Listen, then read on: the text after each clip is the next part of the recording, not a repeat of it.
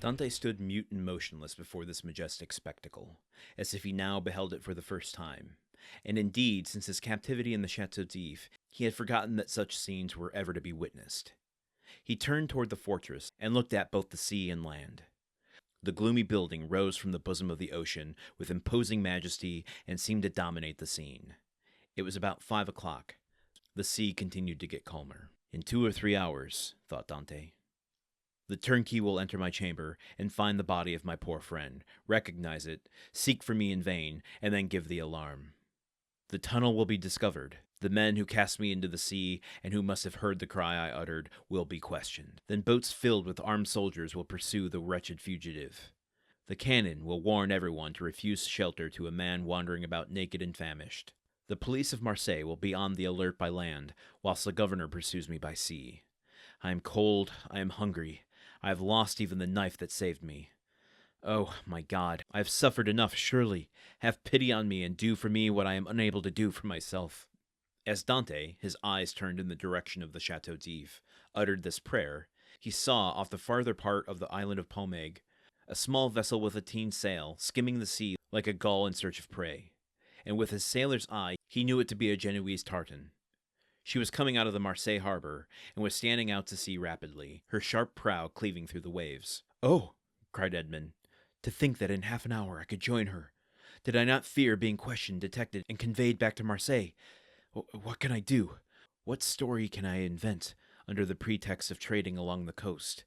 These men, who are in reality smugglers, will prefer selling me to doing a good action. I must wait. But I cannot. I am starving. In a few hours my strength will be utterly exhausted. Besides, perhaps I have not been missed at the fortress. I can pass as one of the sailors wrecked last night.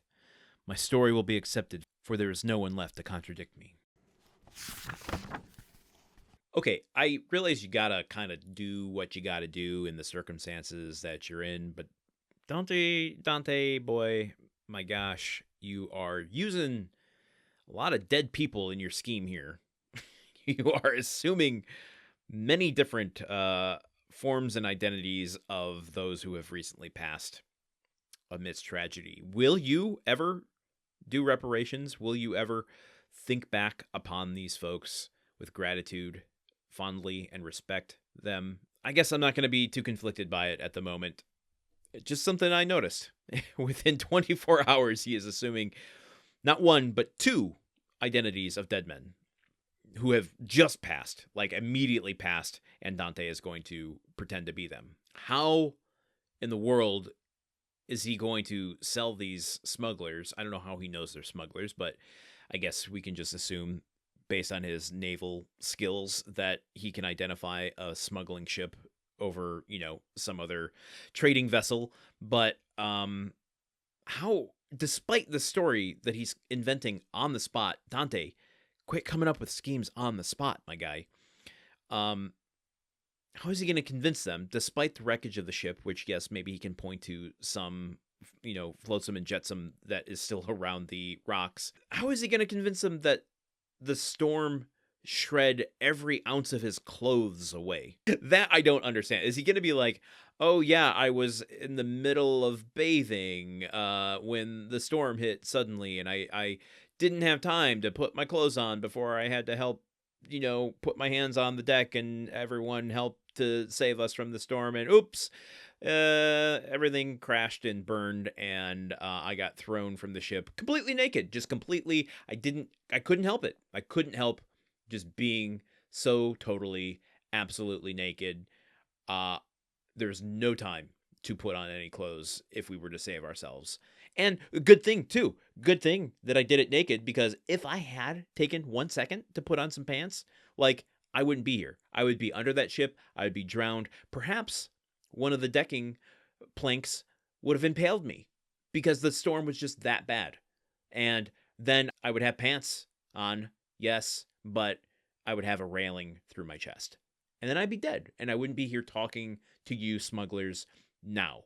Are you buying any of this? I will say, at least Dante acknowledges that the turnkeys are going to have a moment when they find Faria, which I speculated earlier in this chapter about. But he doesn't quite allow himself to go down the, what I find, somewhat humorous moment when they get terrified that it's not Dante, that it's a dead body. Is that scary, gross humor on my part? Maybe. But he does say that they will seek it, and he frames it mostly in like the danger it's going to pose to him, and that they will search for him by land and sea, etc., etc. The last thing I kind of want to mention here is this concept. I didn't bring it up yesterday because I was already going into so much speculative symbolism bullshit, but the idea of the slightly, whether intended or not, religious imagery of all of this.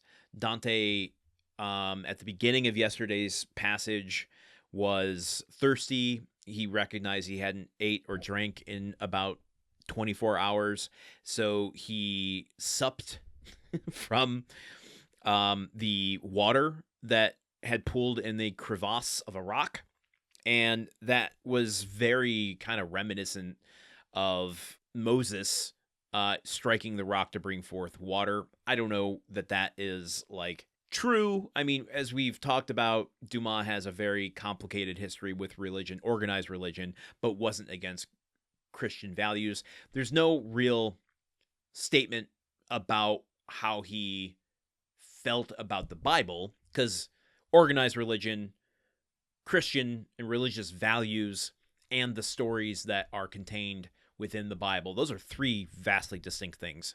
So I haven't come across any information yet in any of the biographies or things that I've been reading about Dumas that kind of gives us insight into that. But it's hard not to look at that imagery there and then pair it with today's passage where he prays to God essentially that, hey, I can't do this shit on my own. Can you help me a little bit? By goodness gracious, I've suffered enough.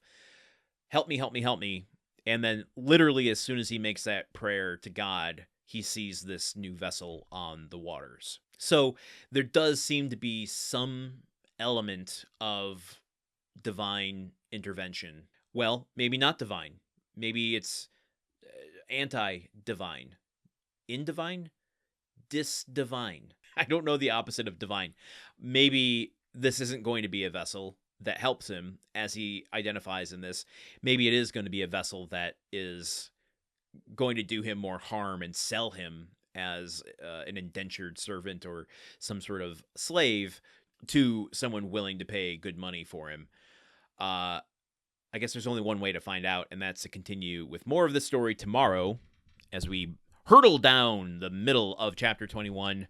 Until then, I will see y'all. Okay, goodbye. The Countdown of Monte Cristo is part of the Gruntwork Podcast Network. This show is produced, edited, and hosted by Landon Solano. The original text of The Count of Monte Cristo by Alexandre Dumas. Theme song by Magic Solo. If you want to support the show and others like it, visit patreon.com/gruntworkpod. Thank you for listening. See you tomorrow.